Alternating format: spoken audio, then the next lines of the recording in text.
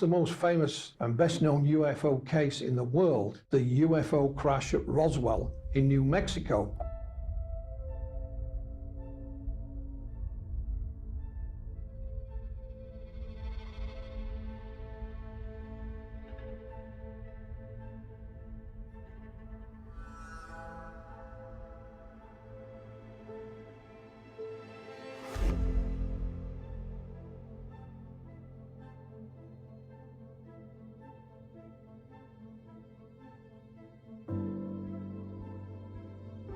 In 1993, a letter crossed my desk from a gentleman called Ray Santilli that would change things forever.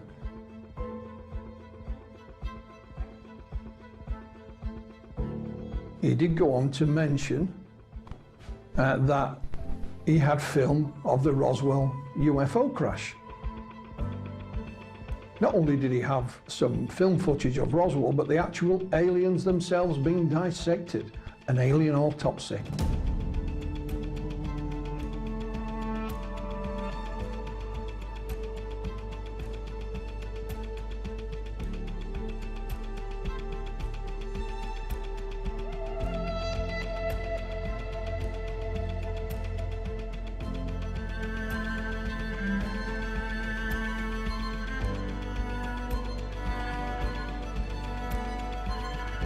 An alien autopsy is always going to be the subject of ridicule. Who's going to believe an alien autopsy is an alien autopsy? It's just a ridiculous subject.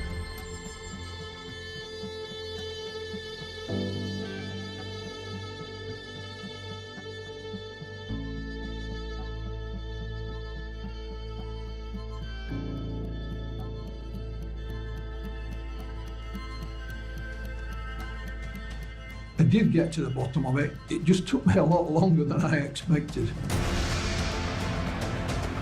Interestingly, internal communications from the CIA have been released where they're actually talking about alien autopsy back then and verifying that they believe that the footage is real and they've seen it themselves.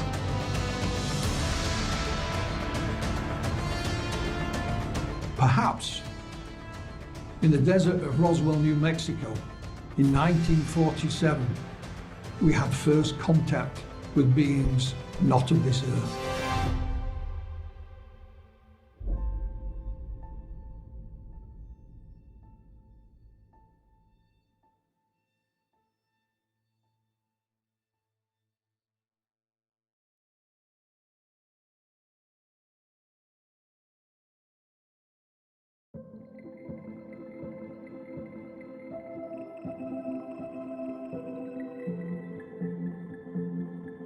When I rather naively began my involvement, I expected to read a few books, ask a few questions, maybe write a few letters, and I'd have all the information I could ever dream of.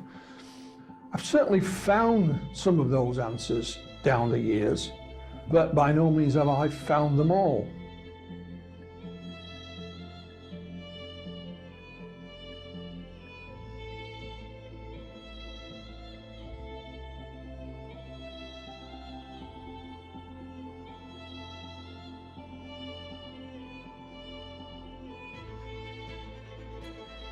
My name is Philip Mantle, and I've been involved in UFO research for 40 years. During that 40 years, you know, I've researched and investigated UFO cases of every description, really. Probably best known for my involvement in the alien autopsy film.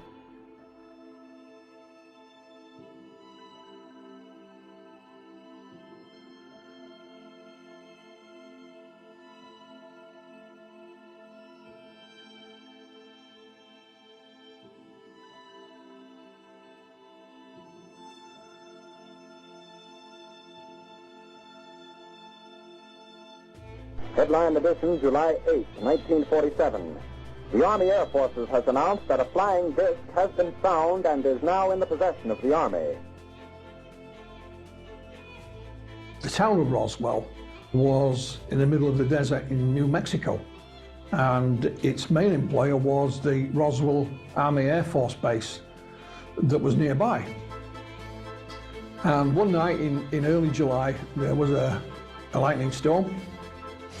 And the next day, on a sheep rancher's property, a chap called Matt Brazel came out to inspect his sheep one day and found this wreckage across his land. The sheep wouldn't go anywhere near it. He'd never seen this type of material before. He didn't have a telephone. He didn't even have electricity on his ranch. So he took some of this material to his neighbour, a lady by the name of Loretta Proctor at a nearby ranch. And she advised him to take it into the town. She said it might be something to do with the military. So he waited a few days until he had to go into town for something, and he gathered some of this material up and took it to the sheriff. And that was Sheriff George Wilcox. Again, Sheriff Wilcox had never seen anything like it, so we put in a phone call to the Roswell Army Air Force, which seemed the obvious thing for him to do.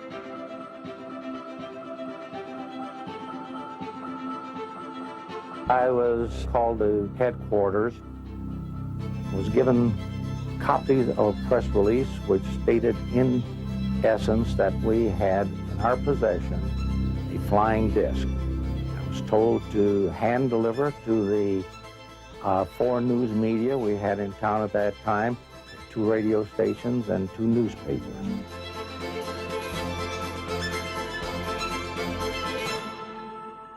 That, of course, then went out on the wire service, the local radio covered it, and the story shot around the world.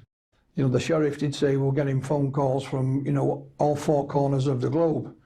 So that's how we got to know about it, not through any unofficial statement, but from an official press release. Within hours, in fact, the next newspaper the following day, they retracted that, said, sorry, big mistake, it was a weather balloon.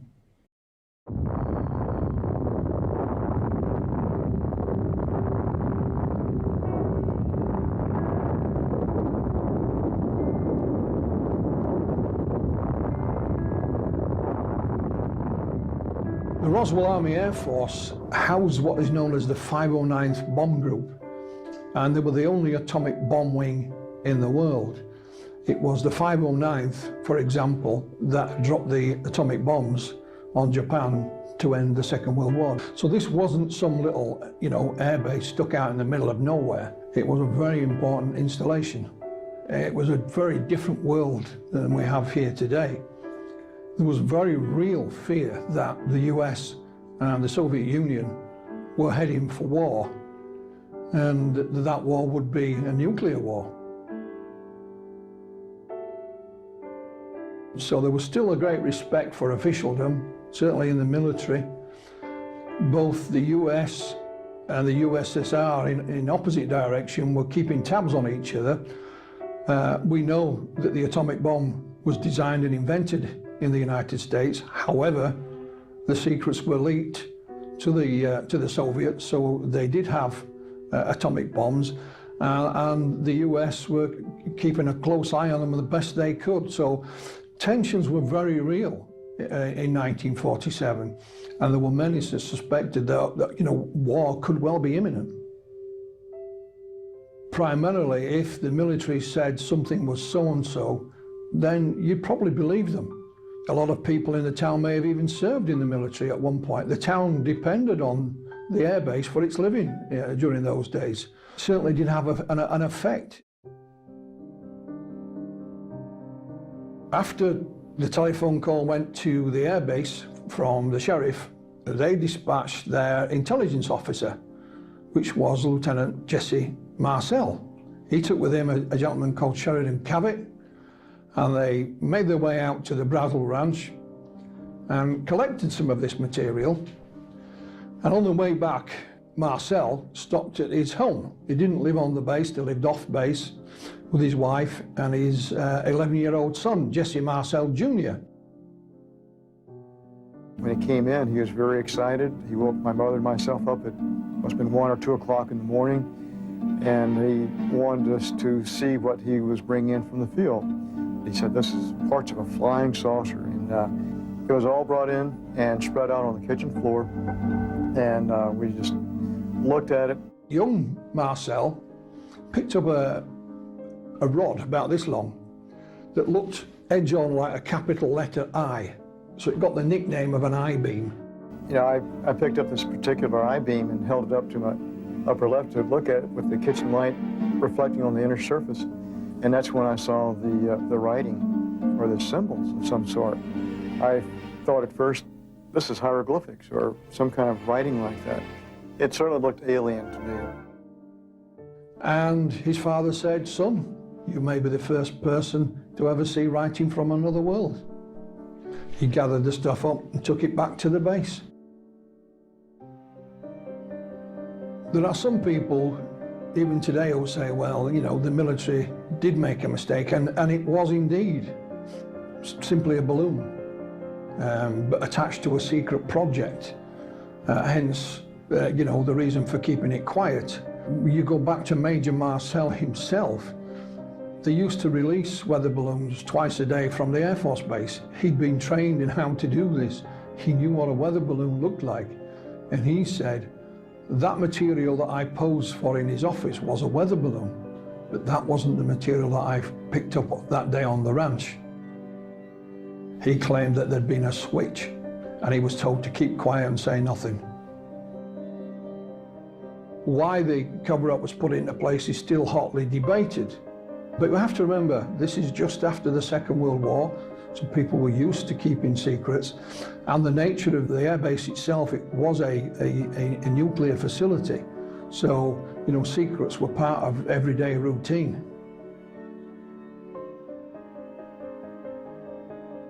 I sincerely believe he had the crash of something from outer space, because we still don't have materials that compare with the descriptions I've gotten of the material that was picked up out on the ranch and brought into town.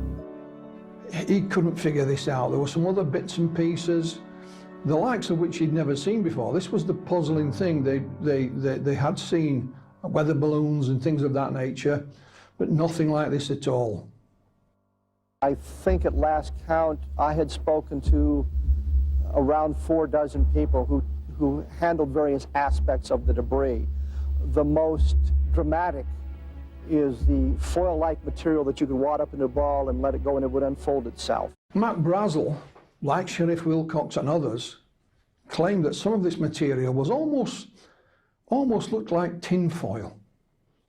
But it was very light, and when you rolled it up or crushed it in your hand and then let go again, it would immediately unfurl and go back to its original shape without any creases or bends or dints. And it got the nickname of memory metal. They tried to burn it and they couldn't burn it. It wouldn't catch on fire, and they took out their pocket knives and they tried to cut it and they couldn't cut it. I guess they all had their chance to play with it for a while, and it was laying on the table, so I reached over and picked it up. And I played for it probably about 5 minutes. When you would wad it up in your hand, you couldn't feel it in your hand. You couldn't feel you had anything there. And it would go to a size that was so small that you'd have to look to see if it was still in your hand. And then when you drop it, it spread out all over the table. Daddy came in so excited, and he said what they saw was not from this world. There were 2 bodies that were laying on the ground outside of this craft, and that there was one, what he called little person. And he said there's one little person that was walking around, and he said they were still alive. And he said that the other 2 were dead, and that this one that was alive was very sad. My dad would not have gotten excited over a weather balloon. He was not easily excitable, and this is the most thrilled I'd ever seen him in my life. He thought that was the most fantastic thing in the world. When you go back to Roswell and look at the various eyewitnesses, not many of them stepped forward at that time in 1947, simply because there was no avenue for them to do so. It wasn't until some years later, when in the late 1970s, nuclear physicist and UFO researcher Stanton Friedman met Colonel Marcel. He was in retirement now, and he was introduced to him by a TV station who knew about his story. Then the word got out, Roswell became news. It was featured in television and newspapers and so on. And it's only when that happened then other people who were there at the time stepped forward. Some went on the record, others, in confidence. Some were also found by UFO researchers. They'd look who was serving in the military at the airbase at that time and were able to track them down and find them. So many of the airmen and civilian witnesses as well went on the record. So the investigation to Roswell started in earnest in the late 1970s and is still ongoing even today. There's been lots of first-hand witnesses from the military go on the record. Even young Marcel himself, he became a doctor, a medical doctor and a flight surgeon, served in the military himself. He's gone on the record, wrote his own book about it, spoke at conferences. Sadly, he's no longer with us. So a lot of the people who were there, either first or second hand, stepped forward. There is this threatening aspect of the Roswell story, but again, we have to remember it was a different era and a different time. So there were those, certainly in the military, if they were told to keep quiet, then they would do exactly that. That was their duty, and that's the way they were trained, and that's the way that they acted. A number of the military witnesses didn't go on the record for a long time, perhaps when they were in the twilight of their own life. And they thought, well, if I don't say something now, then I'll never have the opportunity. And that seems to be in the case on a number of occasions. The best evidence we have from a number of eyewitness sources is that the craft and the bodies were brought to Hangar 84 on the Roswell Army Airfield and stored overnight before transport. What we understand from the eyewitness testimony is the bodies were sealed in a large wooden crate kept at the center of the hangar. It's absolutely brilliant what they did. They announced they have a flying saucer, but they've already captured it. They've already got it. There's nothing to see, so nobody goes out looking for the thing.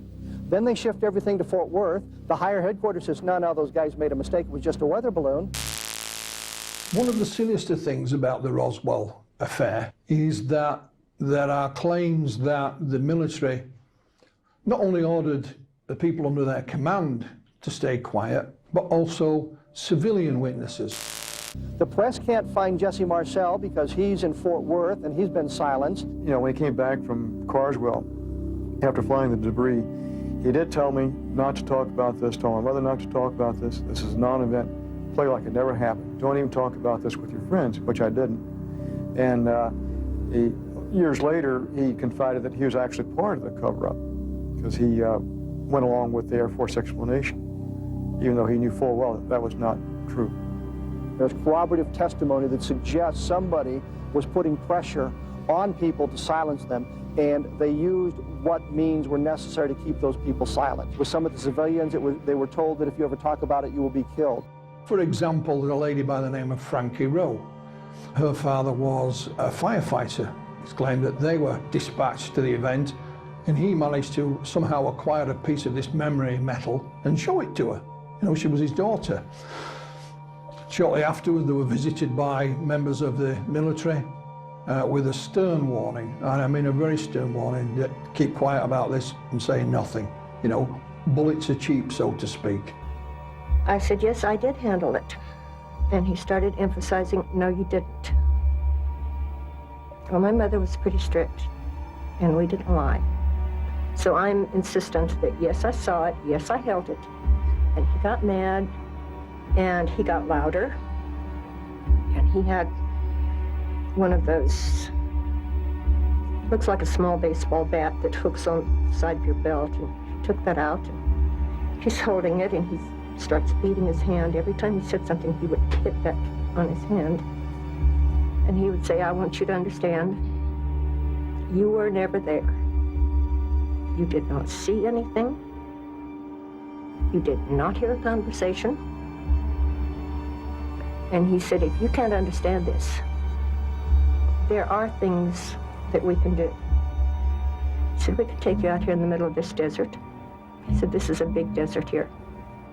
He said, no one will ever find your bodies. ever. No one will ever know what happened to you. He said, the only way I'm going to let you stay around or live is if you promise you'll never talk about this the rest of your life. So I told him I wouldn't. And that was a reoccurring theme every now and again, both with civilian and military witnesses.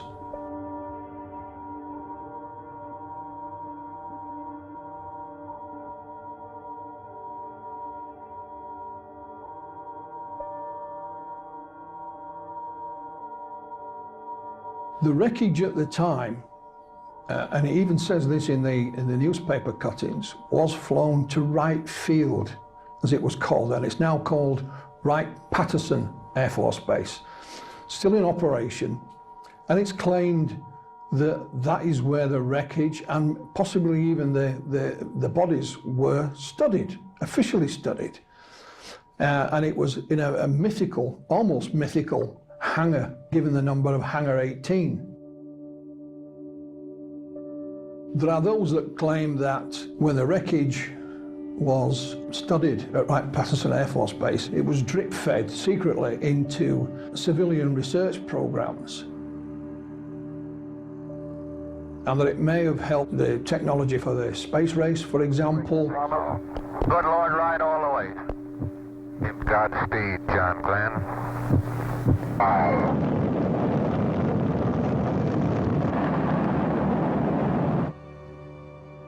Silicon chips, fiber optics, and eventually all the way through to the stealth technology that we see in the aircraft.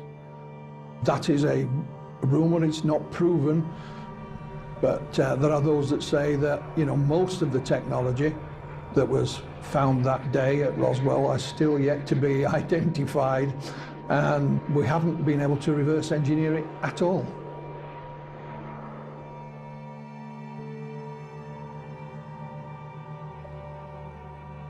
The story got a new lease of life, certainly in the 1980s. Stanton Friedman, sadly no longer with us, but he was the main civilian researcher of the Roswell incident. And he had no doubt whatsoever that this was a crash of a vehicle that was not of this earth, and that a cover-up was put in place almost immediately, one that is still intact today. And I think it was Stanton who coined the phrase, the cosmic Watergate. So he had no doubt that A, it was an alien vehicle, and B, there's a cover-up. How about the analysis of the materials? How about the autopsy reports? How about the eyewitness testimony from those who stood guard, those who carried it, those who tested at various government labs? There ought to be a ton of other paper. Stanton was a diligent researcher, and he would track down and interview witnesses to the event. He was also one of those that would be quite happy to spend days researching through government archives to find documentation of one form or another. And it was literally, once he got his teeth into something, he was like a dog with a bone. And he did uncover a number of witnesses. He interviewed just about anybody and everybody. But what he also did was help spread the word. You know, he was the man that actually put Roswell on the map. And gradually, you know, the UFO story was out there for all of us to digest. Roswell, the town itself, is still thriving. The Air Force Base closed many years back.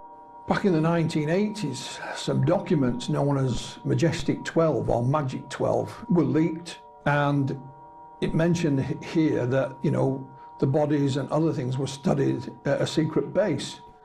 And of course, put two and two together, and that secret base is alleged to be Area 51.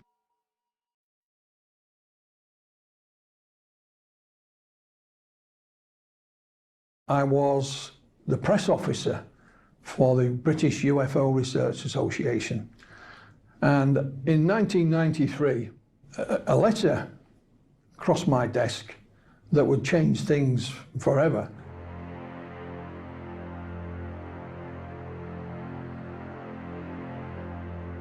And it was a letter from the Merlin Group in London, from a gentleman called Ray Santilli.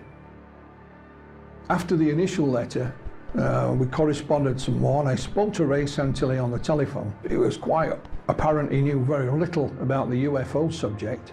So I arranged to meet Ray Santilli in London, obviously a businessman. Music was his main area of business. He obviously knew about that. However, he did go on to mention that he had film of the Roswell UFO crash. Not only did he have some film footage of Roswell, but the actual aliens themselves being dissected, an alien autopsy.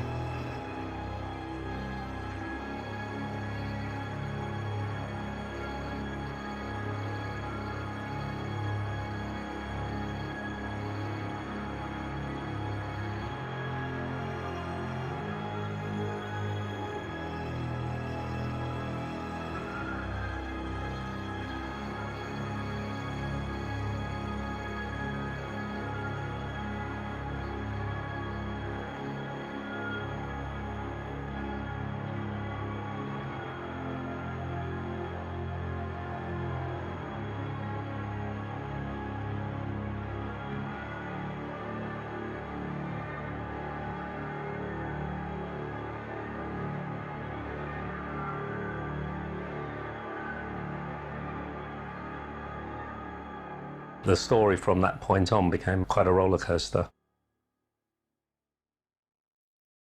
At the time, you know, I didn't look upon it as being anything other than just a film. You have to ask yourself, okay, we have a film. What could it be? First of all, could it be a hoax? Of course it could. You know, when you look at the movie Jurassic Park, they made full-size dinosaurs, you know, move and look real. So with enough time and money, yes, it could be a hoax. Then we looked at, could it be real? Could it really be, you know, from Roswell?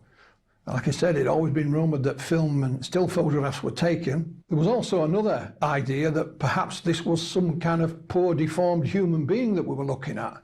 So it was, again, a real film, but it was of some, you know, some deformed person. And there was even another theory, if you like, that could this be some US military disinformation film?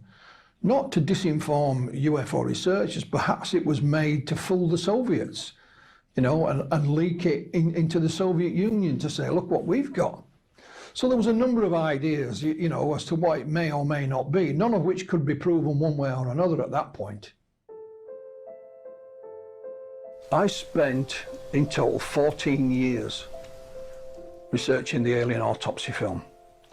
And in 2006, we'd already been given a name, a first name of a gentleman, and the name was Spiros. I knew the film was a fake, I just couldn't prove it. I had a few missing pieces.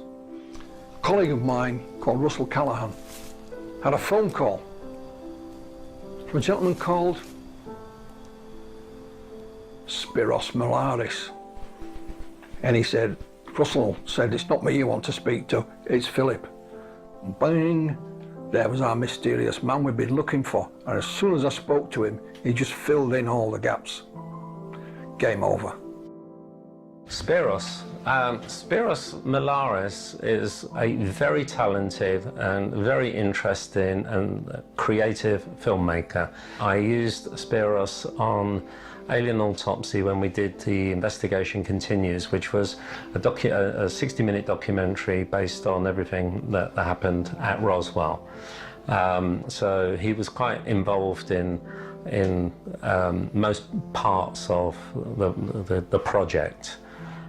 And you know, I know that there's some difficulty at the moment because he's laying claim to coming up with the entire concept of alien autopsy and doing everything, but that's absolutely not true. And he was not involved in our trip in America, finding the cameraman, bringing the footage over, and all of that part of it.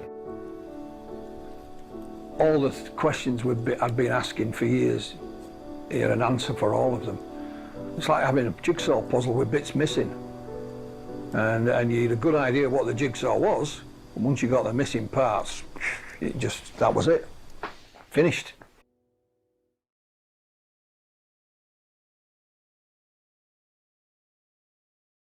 At some point in the 2000s, I was contacted by a gentleman who claimed to have some information about it.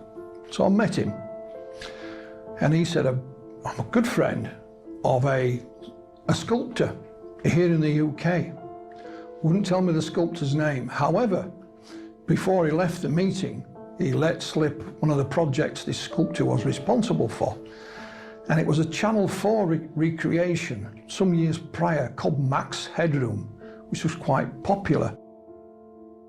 So we checked out who this gentleman was, and he was indeed a UK sculptor, and he was called John Humphreys.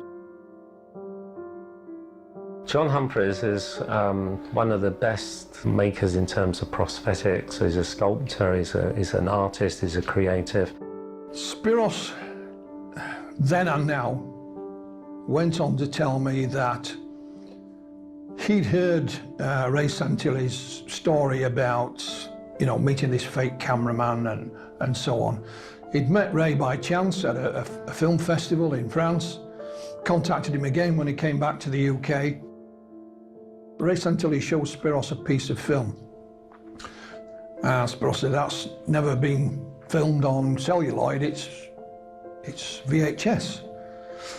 So Ray told him this fake story about the cameraman and him paying for this footage. So he took off to drive home, did Spiros. And he had this idea. He phoned a friend of his, which was the sculptor, John Humphreys, and told him about this story. And they said, why don't we make him one? i.e., why don't we make him an alien autopsy film?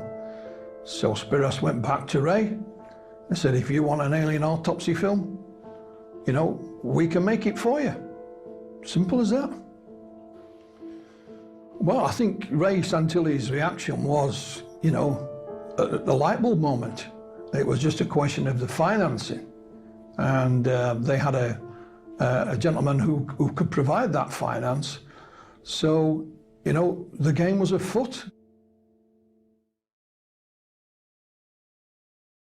I've been involved in looking at Roswell probably from about 1993. Everybody knows a bit about Roswell, and the reason we're talking about it again is because of the alien autopsy. Interestingly, internal communications from the CIA have been released where they're actually talking about alien autopsy back then and verifying that they believe that the footage is real and they've seen it themselves. And it has been called the alien autopsy memo. It is a string of emails between a chap called Eric Davis and Dr. Kit Green. On this 11-page document, they are evaluating a number of things on which they were working on.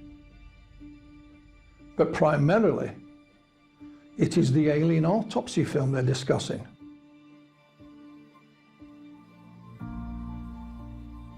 It's addressed to US billionaire Bob Bigelow, who used to run an organization called the National Institute for Discovery Science, NIDS, and he employed a number of scientists to study UFOs.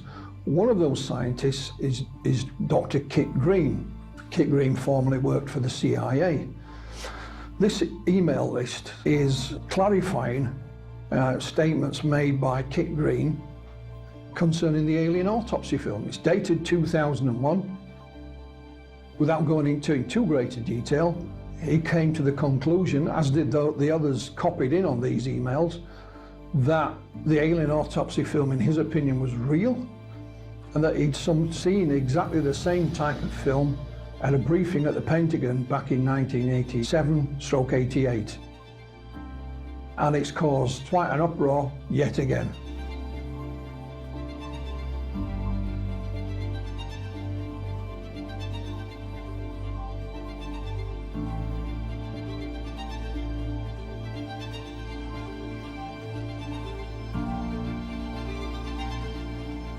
When you look at the consensus of UFO researchers around the world when it comes to these documents, and it's like, oh no, not the alien autopsy again. I thought we'd done that. I thought we'd proved it's a fake.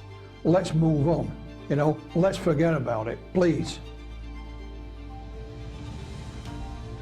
The leaked documents were sent to me by 3 different individuals the day before they were released online. I had no idea this was about to happen, but it just did.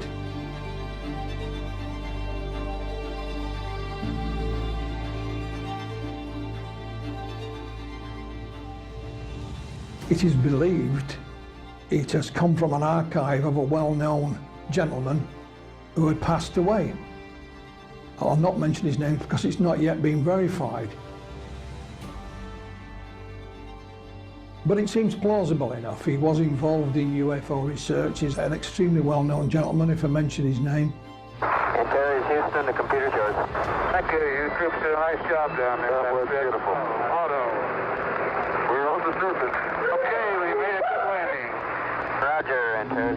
4 minutes later, he was joined by Ed Mitchell. The whole front is a long one.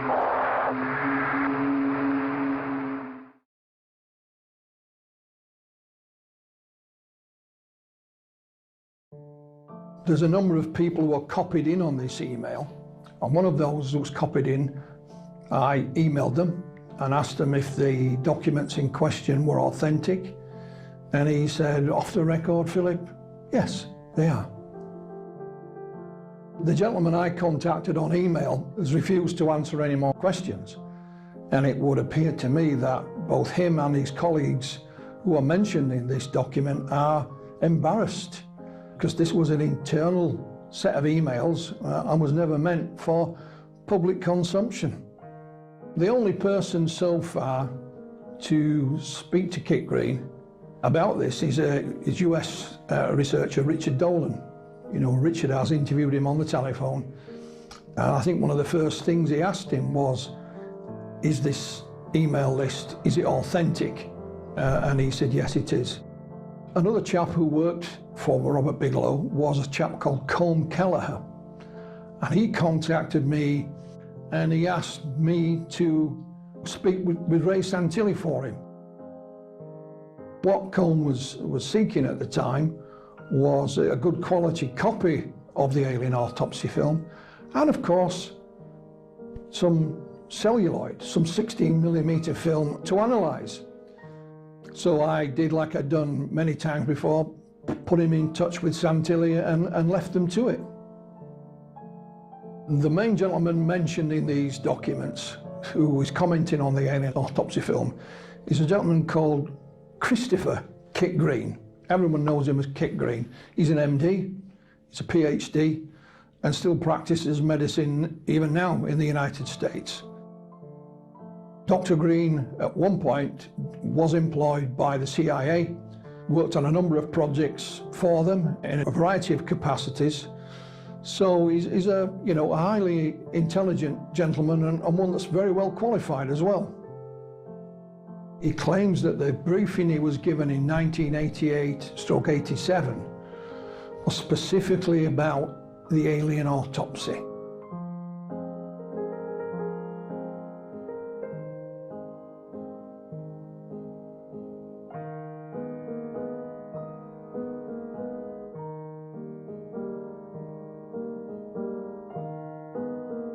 I think the main reason when you look at these documents is why they would want Kit Green to evaluate the alien autopsy film.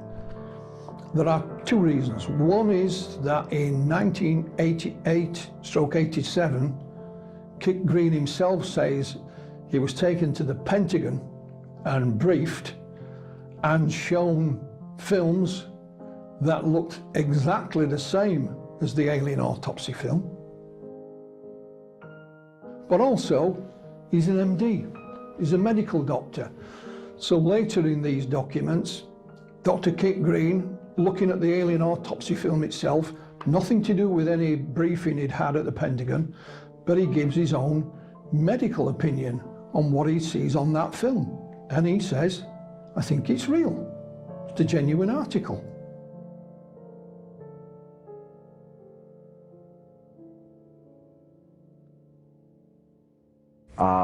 Field of expertise do these people have dealing with anemones of alien beings? I assure you none. We were learning. That was day one of school when they first cut into the first specimen. One time there was a requirement for our OIC to go to Fort Belvoir, Virginia. So I went ahead and I was selected as the driver to take him to Fort Belvoir, Virginia. After we arrived there, he went to where the officers were meeting for a briefing. The drivers went to another location. There was myself and an airman first class, and we went inside to the balcony area, which had a plexiglass cover over where we could look down to where the officers were. When we looked down there, we found that they were watching films. We were watching thinking, well, it has to be some type of science fiction movies that they're watching, where they're splicing them together like trailers at an end of a movie. We couldn't figure out what type of movies they were. So while we were talking amongst ourselves, we looked around, we had two gentlemen come in and told us we were to follow them.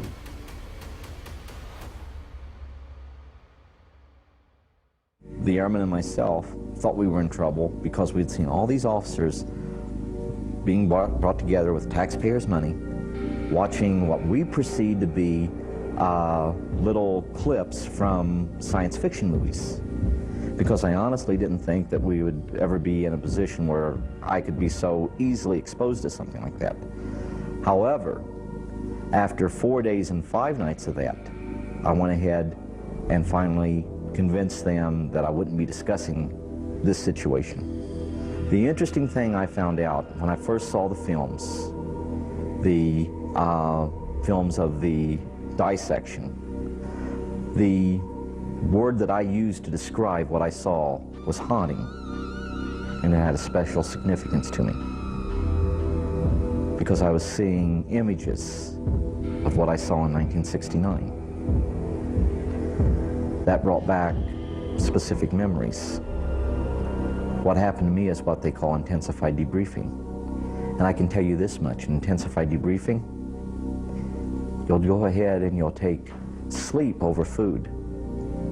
You'll get water, because see, it's important you have water, or you'll die. So they'll provide you with food. But you slept in spurts. You'd go and lay your head down on the pillow. You'd go into what they call deep sleep. That's about 3 to 5 minutes, and you'd be woken up and you'd be taken back, put under the lamps again for more intensified debriefing. And what they'd do, they knew that you were wondering what was going to happen to you. So it had an effect on you. And that's about the gist of it. Forgive me.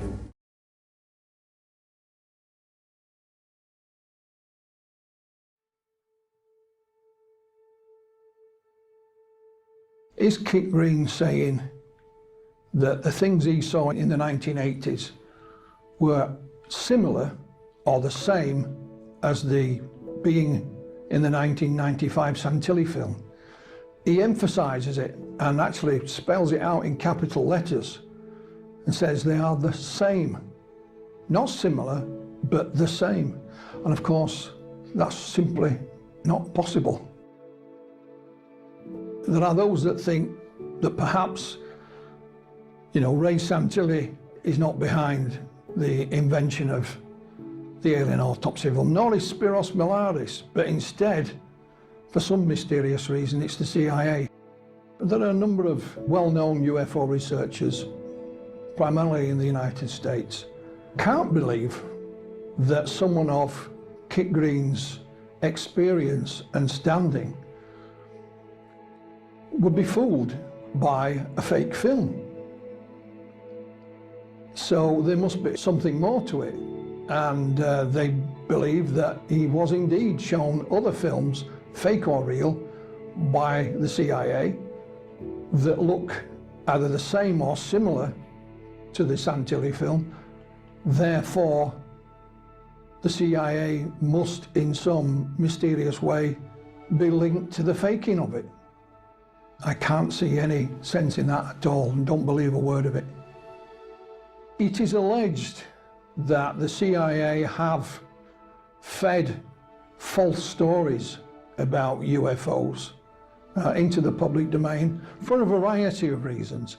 We do know for a fact that they did feed fake UFO sightings into the public domain to cover up overflights of their own spy plane. So they may have other reasons for putting fake alien stories into the public domain. If we jump back to Roswell, for example, some people claim that the alien aspect of it is a fake story to cover up what really did happen. But this is only speculation. Here you've got a scientist and a medical doctor being fed information by the CIA. Dr. Kit Green, who has now been interviewed by Richard Dolan, has changed his attitude somewhat. He believes now the film is a fake. And he says that the CIA lied to him back in the 80s. However, he does now still say that some of the film that he saw at the Pentagon, some of the aspects of it, like the creature's face and the hand and the room, were still the same as the Santilli film released in 1995. Now, whether it's the whole film or bits of it, they cannot be the same, because the film was only designed and made in 1995. So nothing in it can be the same as something seen back in the 1980s. It is simply not possible.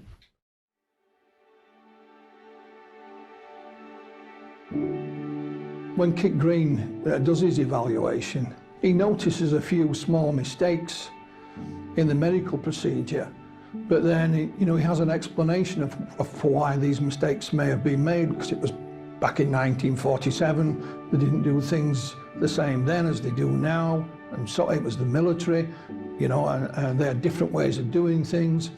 He speculates that if any tissue samples were taken, they would go to the Walter Reed Institution, which of course is based at Wright-Patterson Air Force Base, which we have mentioned before, and its links with UFO research.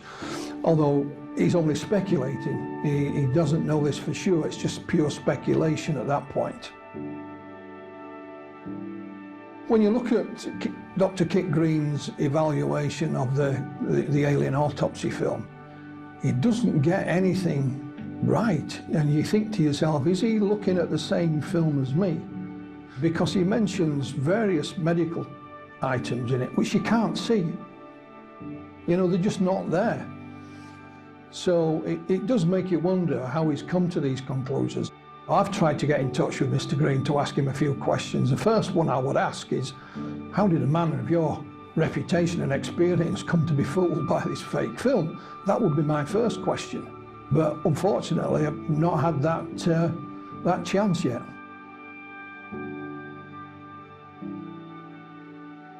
There's a number of things that are important about the memo. It shows you how someone with the knowledge and experience of Dr. Kit Green can be fooled by a piece of film. He wasn't alone. At the time when the film was released around the world, there were a number of physicians who went on the record saying it looks pretty authentic as far as the medical procedure is concerned. However, they wouldn't comment on what the creature on the slab was. He's gone that one step further. So it just shows you the impact that this film had, not just when it was released, but down the decades, and still does continue to have such an impact. I think the biggest revelation is that just when you think you've heard everything there is to hear about the alien autopsy film, and I have a huge archive of material on it, that something else appears and brings it back into the public domain again, and the argument starts from scratch. It was almost as if the 14 years I spent investigating it had been a complete waste of time.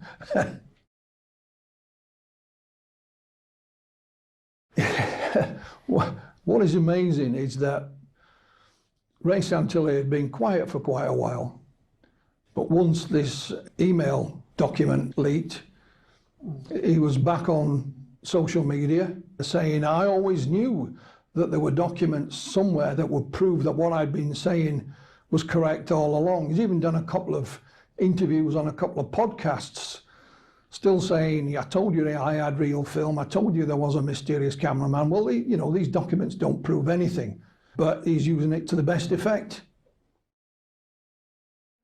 The Army Air Forces has announced that a flying disc has been found and is now in the possession of the Army. Army officers say the missile, found sometime last week, has been inspected at Roswell, New Mexico, and sent to Wright Field, Ohio, for further inspection. It's the one case that will not die. It is claimed that not only a UFO crashed, but there were dead alien bodies. It's rumoured that perhaps one of those creatures on board did survive for a short period of time. It's the case that will not die. It is shrouded in mystery. And even now, all those that were at Roswell or saw something around the time have all passed away. However, information still comes to light. It's lying in somebody's files or in a cupboard or, in the attic in a box. Just when you think you've heard everything there is to know about Roswell, something pops up and bites you on the backside. It really does.